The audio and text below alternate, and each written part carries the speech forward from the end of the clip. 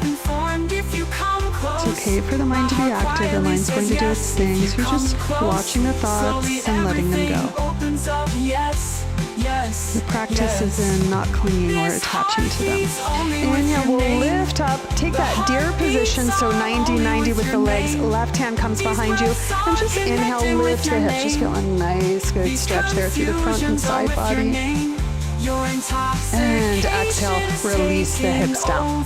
Sweep your back leg forward. Sit up nice and tall here. Crown of the head reaches up. You can bring your hands in prayer or just place them on your lap and just take a moment of gratitude for giving yourself this time. It doesn't need to take long to stimulate your body, get refreshed. It will help you be more focused, better mood throughout your day.